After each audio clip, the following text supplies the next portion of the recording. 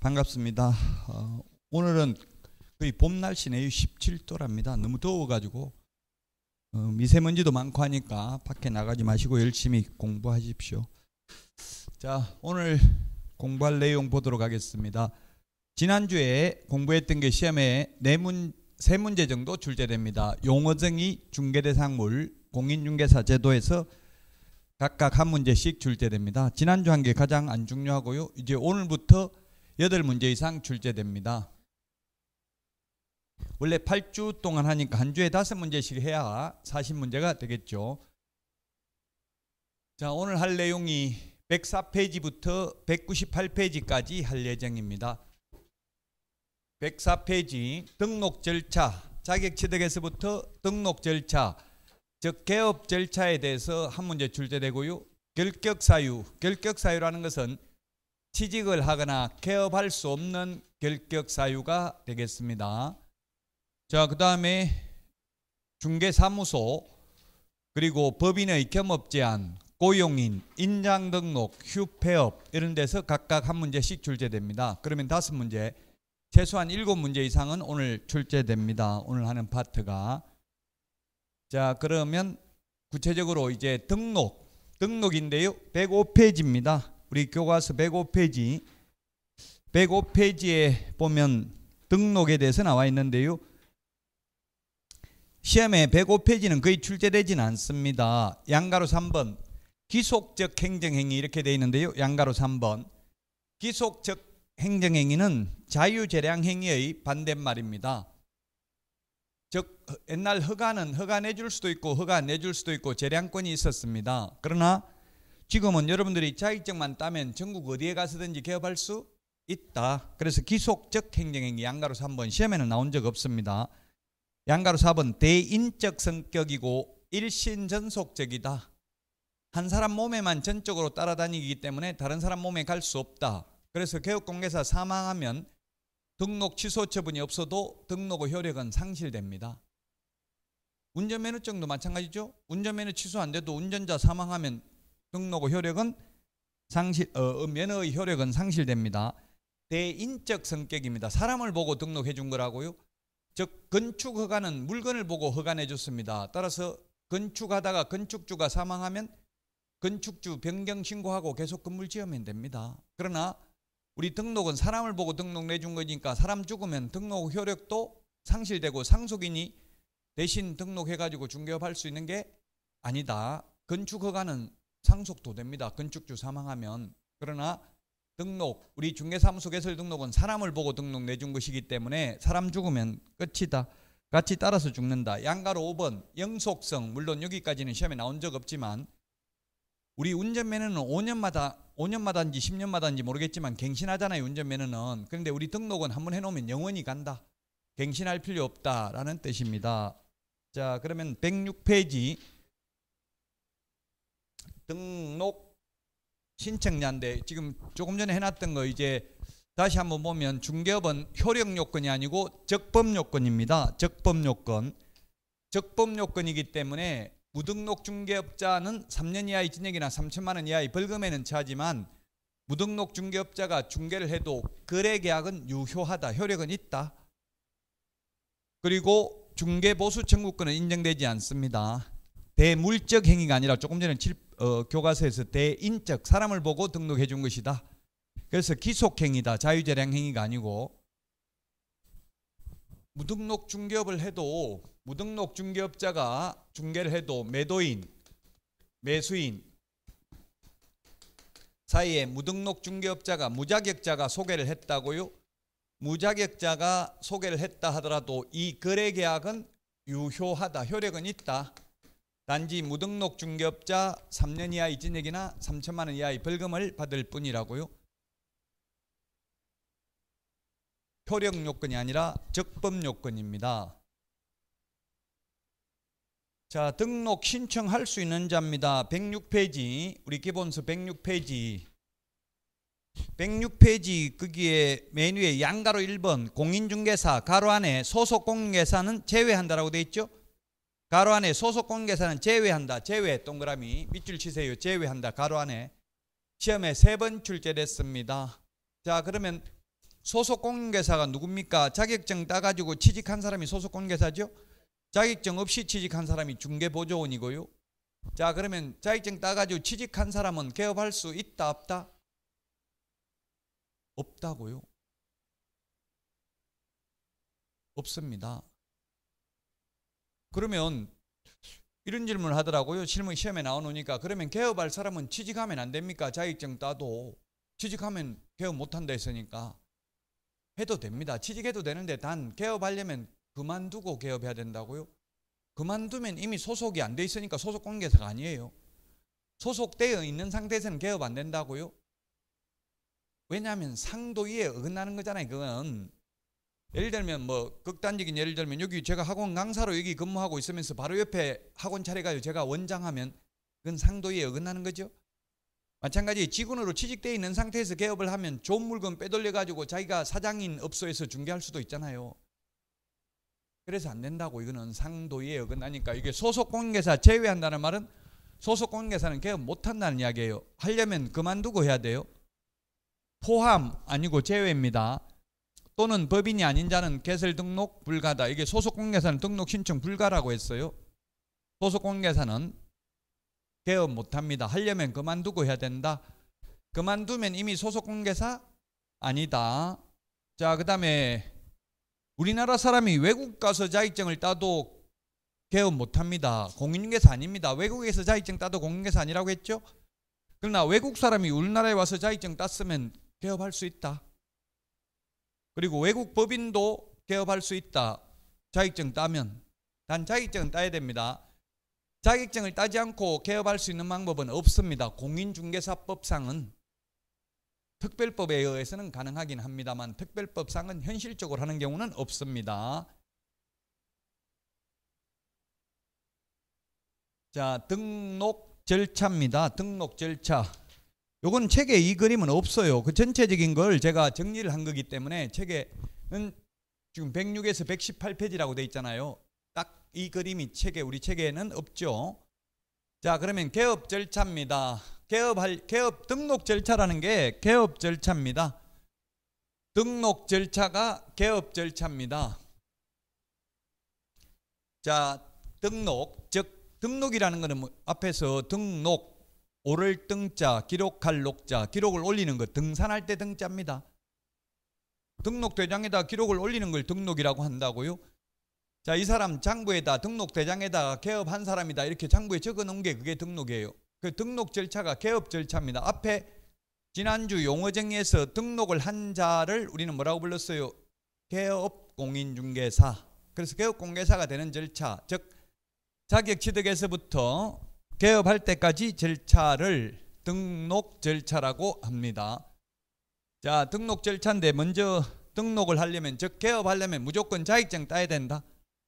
시험에 변호사는 자격증 안 따고도 등록할 수 있다. 시험에 3번 나왔습니다. X입니다. 변호사는 자격증 안 따도 법무사 할 수 있습니다. 변리사 할 수 있습니다. 자격증 안 따도 따로 변호사는. 그러나 뭐 그 변호사 사법연수원에서 옛날 교육받을 때 약 30여 개 자격증은 따지 않고도 할 수 있다고 자기들은 배웠대요. 그러나 대법원 판례가 공인중개사 자격증을 따지 않고는 중개사무소 개설 등록은 불가능하다. 그렇다고 해서 변호사가 계약서 작성을 못한다는 뜻은 아니에요. 행정사나 변호사 계약서 작성할 수 있습니다. 다만 중개사무소라는 간판을 달아놓고는 못한다는 이야기, 등록이 안 되니까. 그냥 변호사 사무실에서 손님 찾아오면 계약서 써주고 돈 받아도 상관없어요, 변호사들. 그렇지만 중개사무소라는 간판을 달 수 없으니까 결국은 찾아오는 사람이 없겠죠. 변호사 자격증 따가지고 요즘 변호사가 최고 시험 쉬워요. 1700명 1년에 합격합니다. 법무사가 최고 어려워요. 법무사는 100명도 안 뽑아요, 1년에. 오히려 법무사가. 변호사는 지금 그 대신에 변호사는 반드시 로스쿨 졸업해야 되고요. 로스쿨 졸업하고 5번만 응시할 수 있어요. 그러다 보니까 합격률은 지금 거의 50% 이상 돼요. 전체 누적 합격률이. 처음에는 80% 넘었죠, 합격률이. 그러다 자꾸 이제 떨어진 사람이 누적되다 보니까 합격률이 50% 정도밖에 안 되는데요. 공인중개사는 30%밖에 안 되잖아요, 합격률이. 2차 응시자 대비. 자, 무조건 자격증 따야 된다. 개업하려면은 공인중개사법상은 변호사도 자격증 안 따고는 등록 못한다. 그리고 사무소를 반드시 확보해야 됩니다. 사무소는 건축물 내장에 기재되어 있어야 되고 가설 건축물, 무허가 건축물 안 됩니다. 미등기 건물은 될 수도 있습니다. 면적 제한은 없습니다. 소유권을 반드시 확보해야 되는 건 아니고 사용권을 확보하면 됩니다. 그리고 자격증 따도 실무 교육을 받아야 됩니다. 개업하려면 또는 취직하려면 실무 교육이라는 걸 받아야 되고요. 그리고 나서 등록관청에 등록 신청을 하는데 등록관청은 시군구입니다. 사무소 소재지 시군구를 등록관청이라고 합니다. 시장군수구청장을 등록관청에 등록 신청하면 7일 이내에 심사를 합니다. 즉 결격 사유에 해당되는지 교도소 갔다 온 지 3년 넘었는지 이런 걸 확인을 한다고요. 그리고 나서 7일 이내에 서면으로 등록 처분 통지를 합니다. 그럼 통지받고 곧바로 업무할 수 있는 게 아니라 등록증을 받아야 됩니다. 등록증 받으려면은 등록증 내주기 전에 보정 설정 여부를 확인하고 지체 없이 등록증을 교부합니다. 등록증 교부받고 나면 업무 개시할 수 있는데 등록 통지받은 날로부터 3개월 이내에 업무 개시해야 됩니다. 3개월 이내에 업무 개시 안 하면 휴업해야 됩니다. 휴업 신고도 안 하고 업무 개시도 안 하면 무단으로 3개월 초과해서 휴업한 걸로 보아서 100만 원 이하의 과태료 처분을 받을 수 있습니다. 보정 설정은 뒤에 나옵니다. 보험을 가입해야 된다고요. 손님들 손해 입히면 배상해 주기 위해서.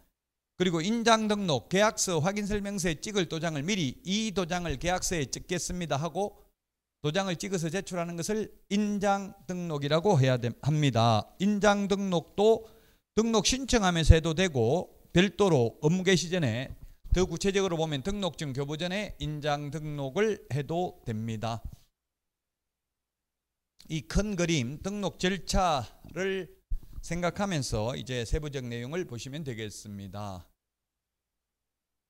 자, 가장 중요한 게 110페이지 등록 기준인데요. 법인의 등록 기준이 중요합니다. 108페이지에 보면 공인중개사의 등록 기준이 있는데 공인중개사의 등록 기준은 요 두 가지예요. 두 가지. 사무소 확보, 실무교육 요 두 가지입니다. 공인중개사의 등록 기준은 우리 책에는 지금 108페이지 양가로 1번 실무교육 받고 양가로 2번 사무소 확보 요 두 가지입니다. 사실. 그런데 110페이지 양가로 3번에 결격사유에 해당하지 아니할 것 적어놨는데요.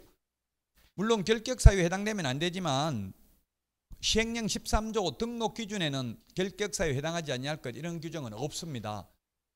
그냥 사전 물론 결격사유에 해당되면 등록할 수 없죠. 그래서 양가로 3번은 시험에 등록 기준으로는 안 나오고요. 법인의 등록 기준 110페이지 별표하시고요. 이게 중요하다. 법인의 등록 기준 110페이지 2번에 보니까 거기 27, 28, 31, 33에 출제됐다고 돼 있죠. 우리 기본서 이 교과서가 잘 돼 있는 게 몇 회 때 출제됐다고 옆에 적혀 있는 거 이게 중요하다고요. 기출문제는 계속 반복해서 나옵니다. 나왔던 부분에서 계속 나온다고요. 제가 아는 분 출제하러 들어갔는데 교수님이 신선하고 충격적인 거 미국서 배운 거 냈더니만 이거 내가지고 책임질래 만약에 이 신청되면 이렇게 하더라고요. 이 신청되면 한 문제 인용이 되면 출제위원 전부 1년간 출제위원으로 못 들어간답니다. 다시는 두 문제 인용되면 2년 동안, 세 문제 인용되면 3년 동안 출제위원 못 들어가요. 그래서 기출됐던 거 검증된 문제만 나오지 신선하고 충격적인 문제는 안 나온다고요. 아무리 안 나와도 최소한 70%는 기출문제 나왔던 지문이 시험에 나옵니다. 모든 과목. 어렵게 내면 70%, 쉽게 내면 85%가 기출문제 나왔던 지문이 계속 나온다고요. 그러니까 무슨 과목이든 기출문제만 정확하게 하면 최소한 70점은 받을 수 있다. 그래서 이 중요하다고 계속 나왔기 때문에 그 양가로 1번 110페이지 맨 밑에서 한 7번째 줄에 양가로 1번이 있고요. 먼저 이 법인의 등록 기준은 특수법인은 다른 법률의 규정에 의해서 중개업을 영위할 수 있는 특수법인은 등록 기준을 적용하지 않습니다. 쉽게 말하면 특수법인이 뭐가 있느냐 하면 지역농협, 산업단지관리기관, 지역산림조합, 한국자산관리공사 4개가 있는데 이 특수법인은 자격증 안 따도 중개업 할 수 있다는 이야기예요. 그러나 현실적으로 특수법인이 중개업을 하는 경우는 없죠. 현실적으로 없기 때문에 특수법인이 뭐 4개가 뭔지 암기할 필요도 없고요. 무슨 일을 하는지도 암기할 필요 없고 다만 이러한 특별법에 의해서 중개업을 영위할 수 있는 이른바 특수법인은 등록 기준을 적용하지 않기 때문에 자격증 딸 필요 없다. 우리 110페이지 그 양가로 1번 바로 위에 다만 특수법인은 등록 기준 적용하지 않는다고 돼 있죠. 밑줄 치세요.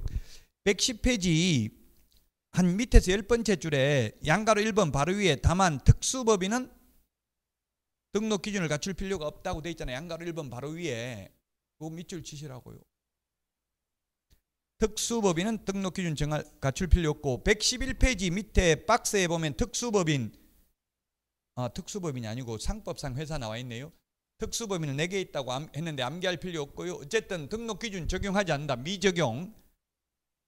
자, 그 다음에 거기에 110페이지 맨 밑에 양가로 1번. 양가로 1번이 저는 여기 동그라미 1번입니다. 상법상 회사 또는 협동조합 기본법으로서 협동조합 기본법에 의한 협동조합으로서 사회적 협동조합은 제외한다. 즉 사회적 협동조합은 영리법인이 될 수 없다. 시험에 사회적 협동조합을 포함한다. 3번 출제됐어요. 사회적 협동조합은 영리법인 될 수 없기 때문에 중개법인 될 수 없습니다. 자, 그 다음에 자본금 5천만 원 이상 우리 기본서에 돼 있죠. 근데 저는 여기 X라고 적어놨잖아요. 자본금 5천만 원 이상. 이게 이번 달에 삭제될 예정입니다. 자본금 5천만 원 이상이라는 것. 윤석열 정부 정책은 청년들에 대해서 우대하는 정책이 좀 있는 것 같더라고요. 여러 가지 정치적인 이유가 있을 수도 있겠죠. 청년층의 안 찍을 쓸 수도 있으니까 옛날에는. 근데 요즘은 청년층이 더 많이 지지하죠. 그래서 아마 청년들에 대한 혜택을 많이 주는 것 같더라고요. 청년들은 지금 뭐 쉐어, 나눔형 주택 이런 걸 분양받으면 분양가도 싸고 대출금리도 싸게, 나눔형이라는 건 나중에 팔 때 이익을 쉐어 나누어야 된다고요. 우리는 국가하고 반반 나눠야 되는 이익을 그 대신에 싸게 분양받을 수 있다고요. 금리도 싸게 대출받을 수 있다고요. 청년들은. 근데 청년들의 경우도 생애 최초이더라고요. 주택 구입 이력이 없어야 되더라고요. 저는 아들한테 엄청나게 요구 들으면서 제가 아들 주택 구매 이력을 남겨줬기 때문에 칭찬 들은 게 아니고 욕 맞으면서 너 때문에는 아니고 아버지 때문에 지금 분양도 못 받게 생겼다. 이렇게 이야기를 하더라고요.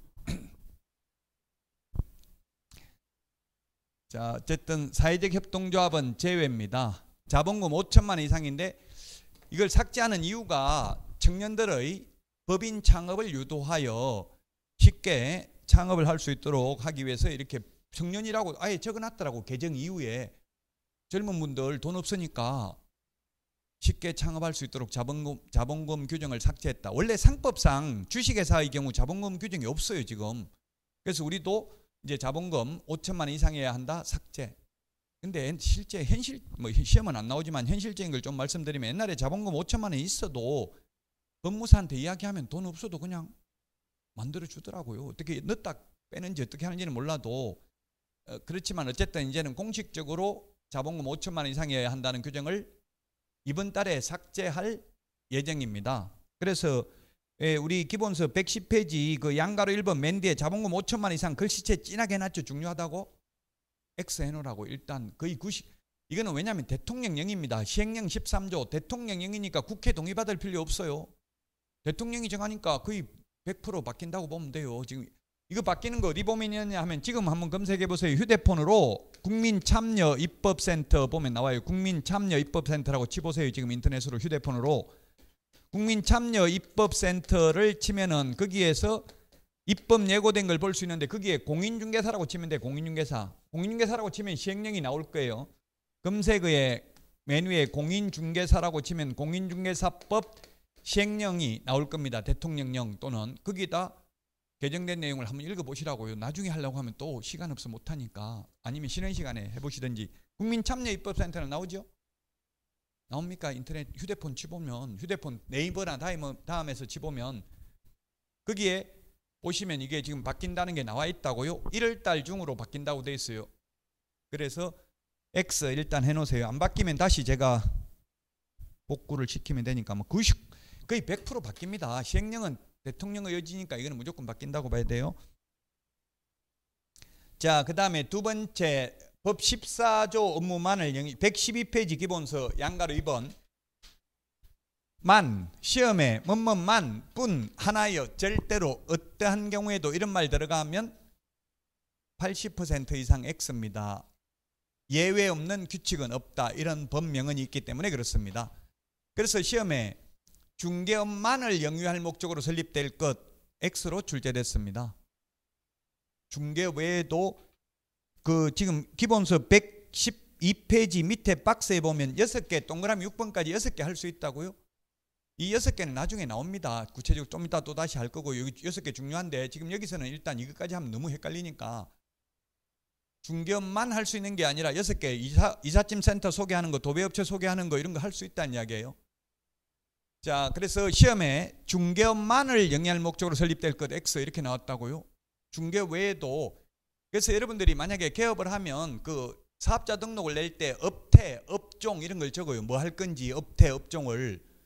중개업만 적지 말고 도배업체 소개, 이삿짐 센터 알선, 컨설팅 뭐 이런 거 여러 가지를 적어 놓는 게 좋겠죠.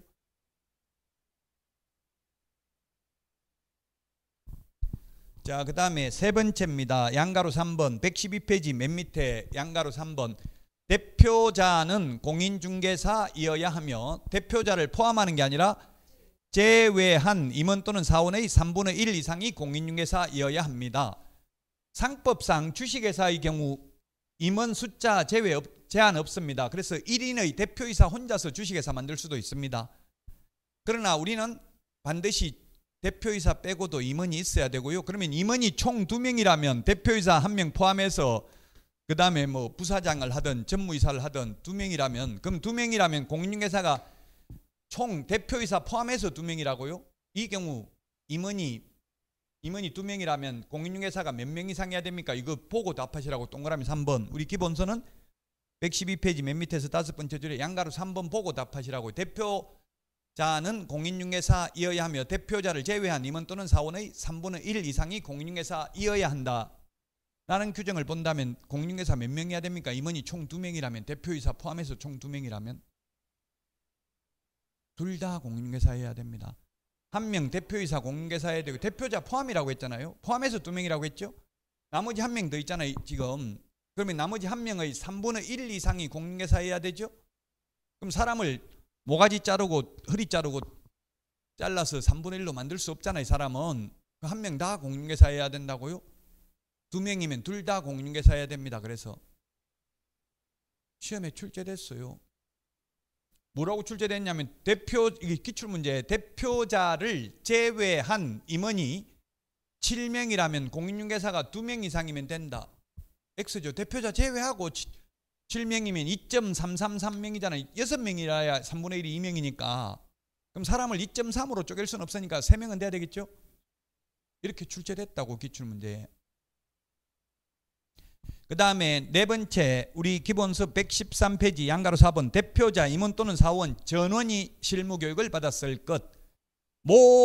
그래서 제가 모든 임원, 사원, 전원이 받아야 된다. 전원 메모하시고요. 모두 다 받아야 된다. 이거 중복 표현이죠. 모든 돼 있는 거나 전원 뭐 같은 말인데요. 시험에 임원의 3분의 1만 교육받으면 된다. X. 자격증 있는 임원만 실무교육 받으면 된다. X. 모든 임원, 사원, 전원이 다 받아야 됩니다. 그 다음에 5번입니다. 113페이지 맨 밑에 기본서 양가로 5번 건축물 내장에 기재된 사무소 사용권을 확보해야 된다. 건축물 내장에 기재되어 있어야 되니까 가설건축물, 무허가 건축물에 있는 건 안 되고요. 미등기 건물은 건축물 내장이 있다면 될 수도 있습니다. 가설건축물 제외라는 말은 가설건축물은 안 된다는 이야기예요. 중개사무소. 또 이렇게 하니까 자꾸 현실적으로 컨테이너 박스 됩니까 안 됩니까 묻길래 가설건축물이면 안 되겠죠. 근데 지나다니다 보면 컨테이너 같은데 중개사무소에 있는 거 봤어요? 못 봤어요? 봤어요. 그거 있는데 그거 어떻게 하냐 저보고 묻더라고요. 그래서 저도 국토부에 물어봤어요. 안 된다고 했는데 지나다니다 보니까 컨테이너 박스에 있던데 그건 어떻게 된 거냐 물어보니까 그건 내가 국토부 장관이 뭐 전국에 어디 있는지 그걸 내가 어떻게 다 하냐. 그 해당 시군구에 문의해 보시기 바랍니다. 이러더라고요. 시군구에 물어보니까 신경 쓰지 말고 네 일이나 하세요. 그건 이렇게 하고 그 아마 뭐 제 생각에는 다른 데 등록한다고 해놓고 거기다 그냥 원래 하거나 뭔지 저도 잘 모르겠어요. 그 일일이 제가 가서 실사해 보지는 않았기 때문에 어쨌든 지나다니다 보면 있기는 그냥 하는 거예요. 아마 그냥 하는 걸 거예요. 그러니까 뭐 회사 등록도 안 하고. 안 돼요. 어쨌든 시험에 나오면 안 돼요. 근데 뭐 현실적으로 있던데요. 또 이렇게 해가지고 고집 피우고 또 현실적인 거 보고 답 체크하면 틀리는 거예요. 뭐 저는 시험 공부하는 거니까 현실적인 거는 생각하지 말자고요. 그 현실하고 안 맞는 게 굉장히 많아요. 법대로 하다 보면. 그 법대로 하다 보면 돈을 못 벌고 대충 하다 보면 사고 나가지고 나중에 손해배상해야 되고, 그게 어려운 부분이에요. 슬기롭게 그걸 여러분들이 잘 조화롭게 좀 너무 융통성을 발휘하다 보면 또 그게 문제가 될 수 있고, 그렇다고 너무 법대로 하다 보면 또 계약이 깨질 수 있어요. 계약이 잘 안 될 수도 있어요. 그게 가장 힘들더라고요. 그런 부분이 현업에 나가면. 네?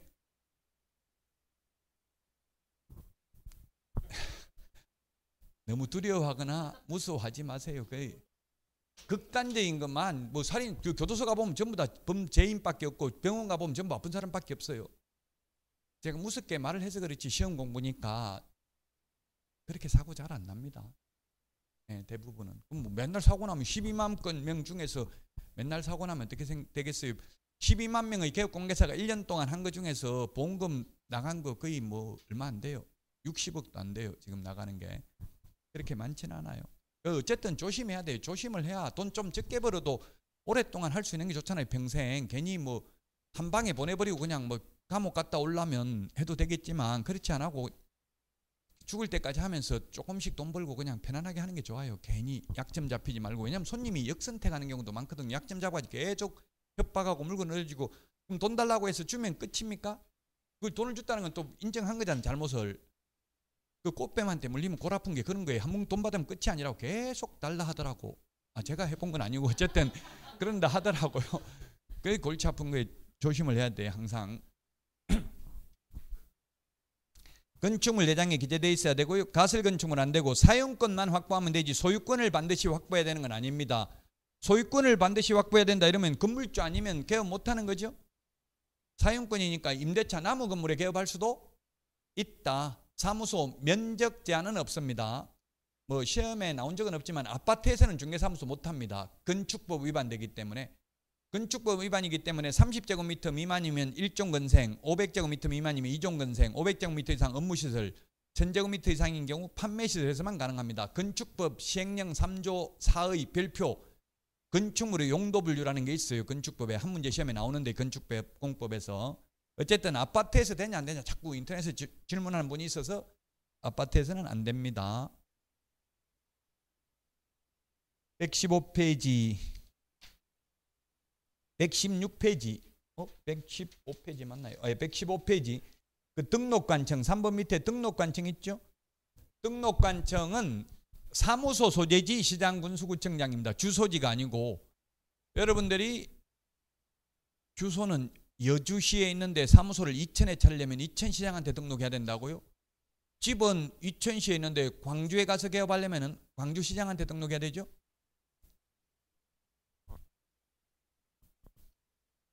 주소지가 아닌 사무소 소재지 시장군수구청장이 등록관청이다.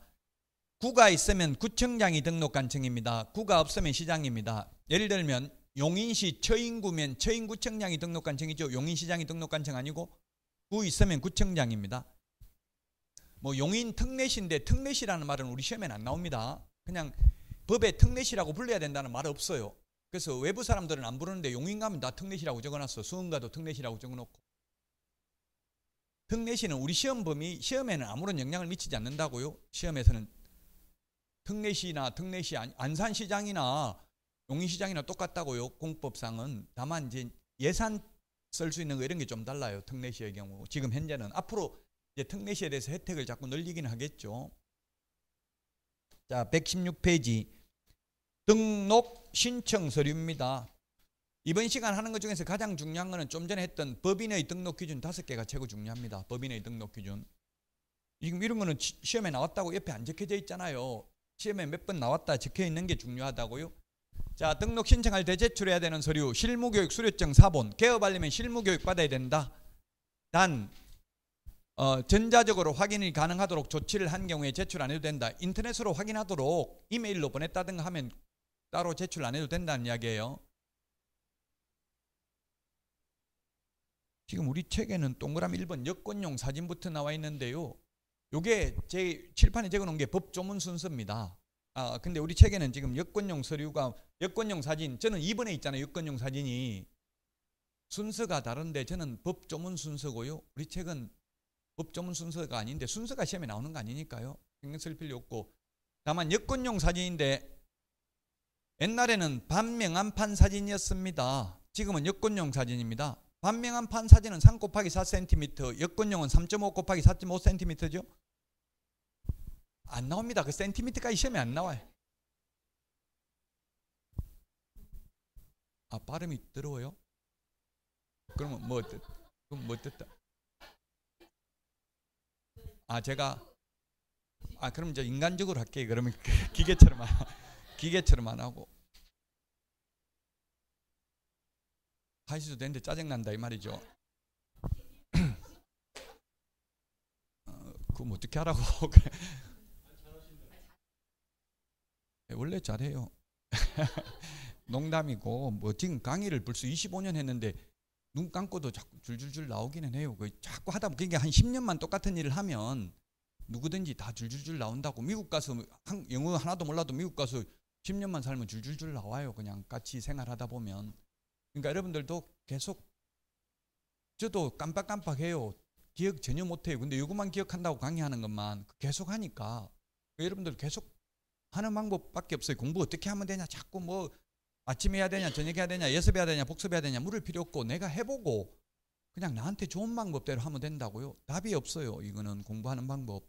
그냥 계속 해야 되는데 내가 계속 이렇게 해보니까 이게 좋다 하면 그게 나한테 맞는 방법이에요. 모든 사람한테 똑같은 게 아니죠. 절대적인 거는 있을 수 없어요.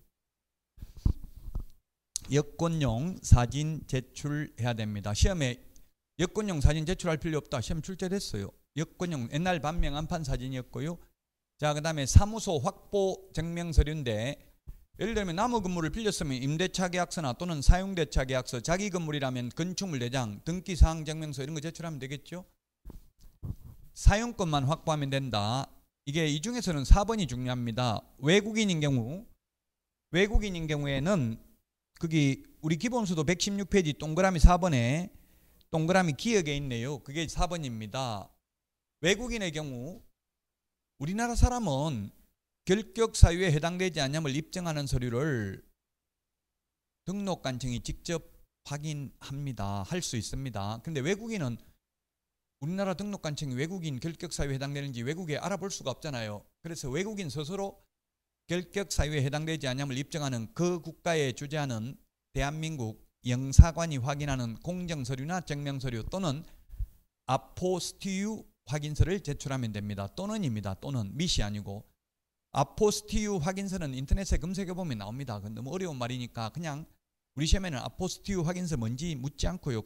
어쨌든 결격 사유에 해당되지 않음을 입증하는 서류 제출해야 된다. 외국인의 경우 이 정도만 기억하면 되겠습니다. 5번도 영업소 등기를 증명하는 서류 이것도 시험에 한번 나왔는데요. 외국 법인인 경우는 상법 614조 규정에 의해서 영업소 등기를 증명하는 서류 제출해야 되는데 상법 614조 뭔지 상법이 우리 시험 범위 아니잖아요. 몰라도 된다고요?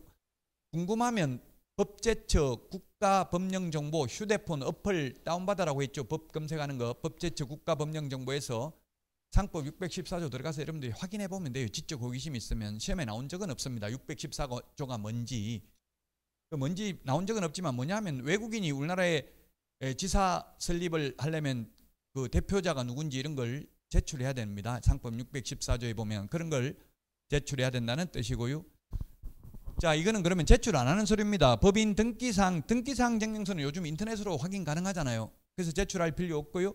건축물 내장도 시장, 군수구청장, 등록관청이 자기가 관리하는 서류이기 때문에 제출할 필요 없습니다. 그 다음에 자격증 사본도 제출 안 합니다. 우리 그 암기 프린터 51번에 동그라미 1번에 있습니다. 51번에 동그라미 1번에 보면 자격증 사본 제출 안 한다고 돼 있어요. 왜 안 하냐면 자격증 교부대장은 전자적 처리가 불가능한 특별한 사유가 있는 경우를 제외하고는 전자적 처리가 가능한 방법으로 작성 관리되고 있기 때문에 제출할 필요 없습니다.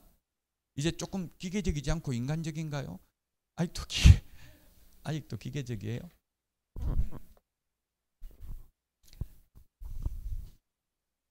자, 그 다음에 등록 처분 통지는 7일 이내에 등록 처분 통지해야 된다고 했고요. 서면으로. 이게 매수 신청 대리는 뒤에 가면 나오니까 그때 말씀드리고. 자, 그 다음에 119페이지입니다. 119페이지. 119페이지 거기 2번 위에서 5번째 줄에 보니까 등록사항 등의 협회 통보, 이거는 29회 때 나왔다고 돼 있죠. 최근에 출제를 했네요. 6가지 통보해야 됩니다. 그런데 등록증 교부사항은 통보되는데 재교부는 X, 통보 안 된다는 이야기입니다. 분사무소 설치 신고, 사무소 이전 신고, 그 다음에 휴폐업, 고용관계 종료 신고, 업무정지 등록 취소 등의 행정처분사항 통보되는데 자격 취소 자격정지는 X, 통보 안 됩니다. 거기 119페이지 박스에 5번에 보니까 행정처분에 등록 취소 업무정지만 돼 있고 칠판에 있는 것처럼 자격정지 자격 취소는 안 돼 있죠. X 안 한다는 이야기예요. 통보를. 왜 그러냐면 왜 자격 취소 자격정지를 통보 안 하냐면 통보를 누가 하는 거예요? 등록관청이 협회에 통보하죠. 등록관청이 협회에 통보하니까 자격 취소는 누가 한다? 시도이사가 합니다. 시도이사가 하기 때문에 취소되는지 안 되는지 알 수 없기 때문에 통보할 수 없다고요. 자격 취소 자격정지는. 자격 취소했다고 시도이사가 등록관청한테 보고해 주는 게 아니잖아요. 몰라요. 그래서 통보 못 한다고요. 왜 그러면 통보하냐? 자꾸 왜냐고 질문을 하는 게 기억에 오래 남아요. 그게 이해 위주의 학습이니까 그냥 단순히 암기하는 것보다는 이게 등록사항을 이천시청에서는 이천시에 있는 개업공개사 인적사항만 전산화되어 있다고요. 전국에 12만 명이나 되는 개업공개사 그 데이터 자료를 전부 다 행정전산망에서는 관리하기 힘들어요. 그래서 협회 전산망에서 관리하다가 누가 등록 신청이 들어오면 7일 동안 심사한다고 했잖아요. 그 7일 동안 협회에 전화해서 물어보고요. 이 사람 등록돼 있는지, 등록돼 있는데 또 등록 신청 들어오면 이중 등록이 되는 거잖아요. 그래서 등록돼 있는지를 통보해 준다고요. 알아보려고. 그리고 업무정지 중에 다시 등록 들어오면 등록 받아주겠어요? 안 받아주겠어요? 안 받아주겠죠? 그래서 그런 거 하려고 통보하는 거예요. 그 7일 동안 협회에 물어보고 신원조회를 해가지고 결격사유에 해당되는 여부 이런 거 확인해가지고 아까 등록을 7일 이내 등록 처분 통지한다고 했습니다. 6가지를 통보해 준다. 120페이지.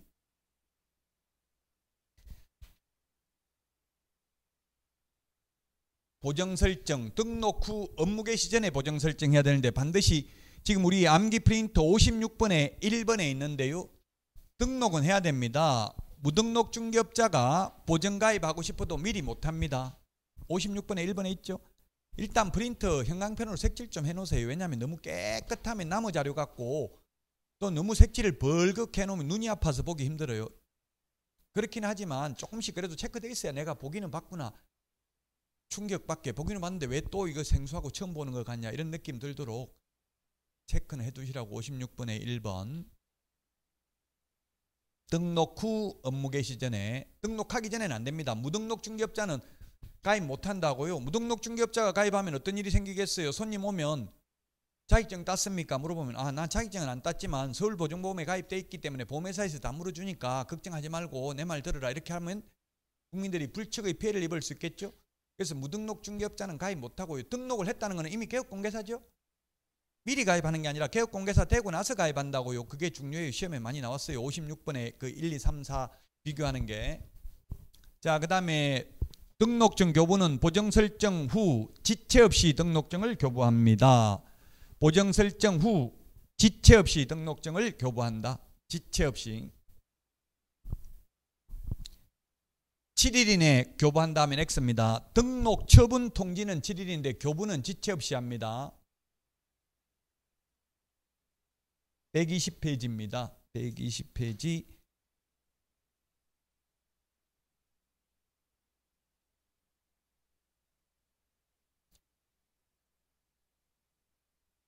수수료가 120페이지 아니네요. 117페이지네요. 120 맞아요? 120 어디에 있는데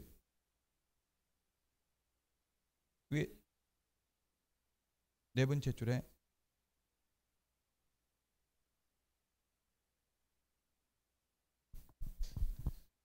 수수료 내는 거 이거 우리 암기 프린터는 52번에 있죠. 52번. 암기 프린트는 52번 수수료 내는 것.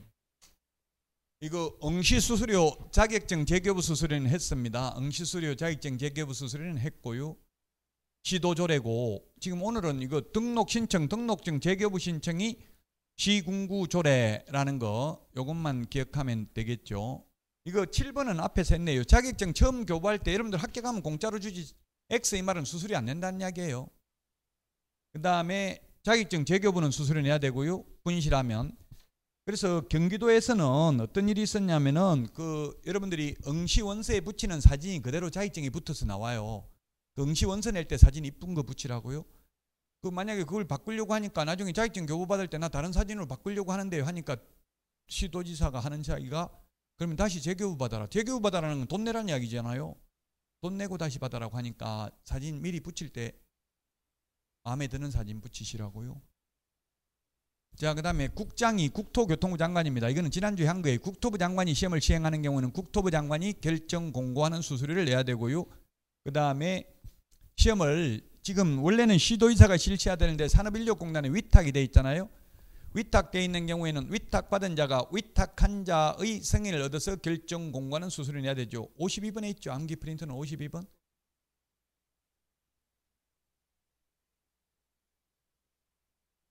자, 그 다음에 123페이지 개시 의무입니다. 개시 의무.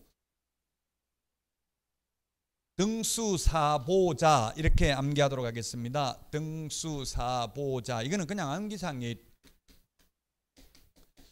숙제입니다. 아직 태어나서 지금 중개사무소 한 번도 안 들어가 본 분 손 들어 보세요.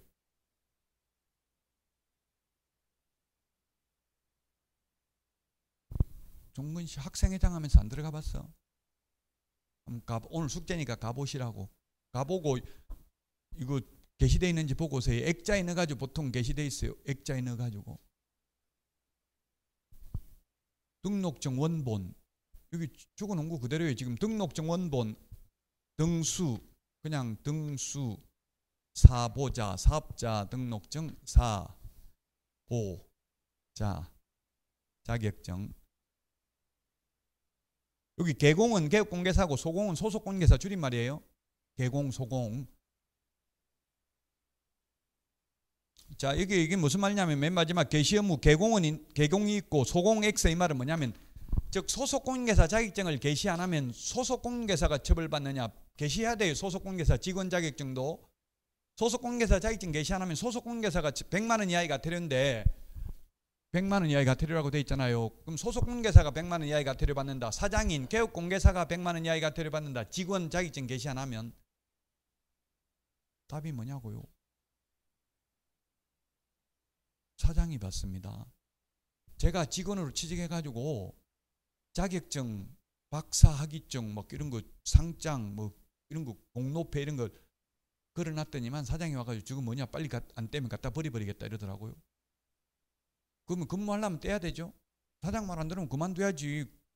방법이 없잖아요. 그래서 다 뗐어요. 그 떼고 제가 시청에 민원 넣었어요. 지금 소속공개사에서 근무하고 있는데 자격증 개시 안 하고 있는데요. 그 나와가지고 사장 100만 원 이하의 과태료 받았습니다. 농담이에요. 그러다가는 잘리겠죠. 금세. 그래서 잘리려면 그렇게 하면 된다고요.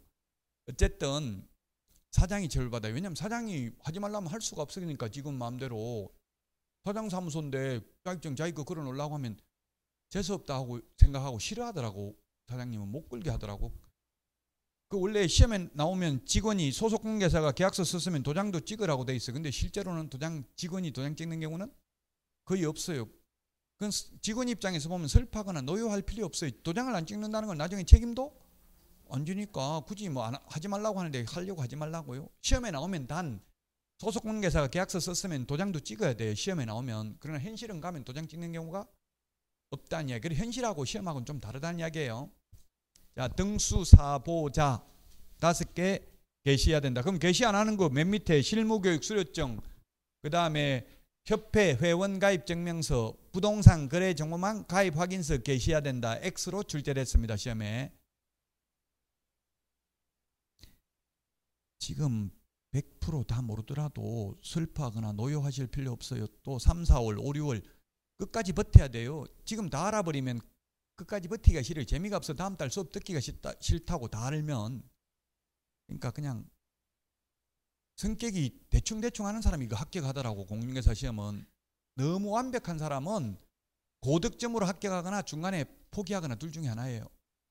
근데 대충대충 하는 사람은 거의 60점에 합격이에요. 100점 받을 필요 없거든요.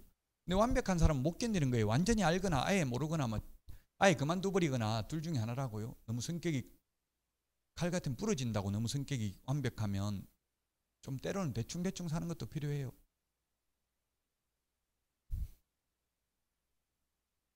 죽으면 끝이에요. 이제 얼마 안 남았어. 다 뭐 길어봐야 뭐 50년도 안 남았잖아요. 우리 여기 있는 분들 다는 아니겠다. 저는 해당되지만 다는 아니지만 어쨌든 너무 그렇게 완벽하려고 하지 말라고요. 좀 때로는 대충대충 넘어가는 것도 있어야 돼요.